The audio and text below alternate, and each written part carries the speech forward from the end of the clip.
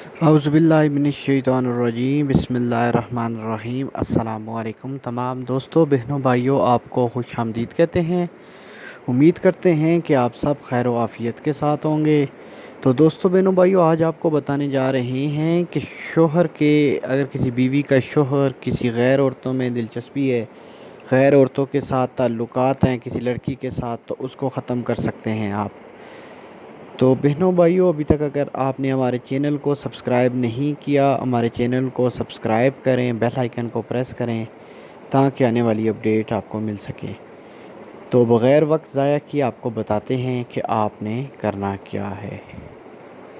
तो दोस्तों, बहनों, भाइयों, ये तवीज़ जो आपकी स्क्रीन पर है, इसके इस्तेमाल से आप अपने शोहर के नाजायज़ ताल्लुकात का ख़ात्मा कर सकते हैं। तो दोस्तों, बहनों, भाइयों, ये तवीज़ जो आप अपनी स्क्रीन पर देख सकते हैं, ये आपने मंगल के दिन लिखना है। ठीक है, मंगल के दिन लिखना है।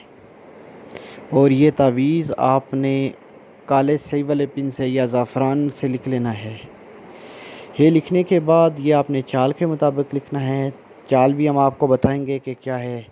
फिर आपने इस तवीज़ को अनार के दरख्त के साथ बांध देना है, मोम जमा करके।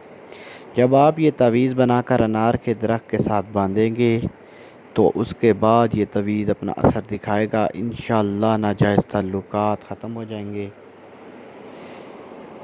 शोहर अपनी बीवी के साथ ठीक हो जाएगा, तवज्जो देगा। क्योंकि बहुत से शोहर गैर औरतों की वजह से अपनी बीवी को छोड़कर चले जाते हैं, उनमें दिलचस्पी नहीं लेते, अपने बच्चे छोड़ जाते हैं। तो उनके लिए आप ये कर सकते हैं। तवीज़ के अंदर देखें लिखा हुआ है, एक खाना है दरमियान में। ठीक है, क्योंकि ये टोटल तीन खाने हैं, तीन तीन तीन टोटल 9।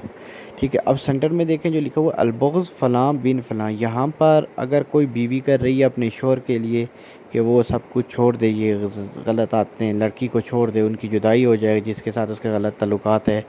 अलबग़्ज़ फ़लाँ बिन फ़लाँ, यहाँ पर अपने शोहर का नाम बिन उसकी वालदा का नाम लिखना है।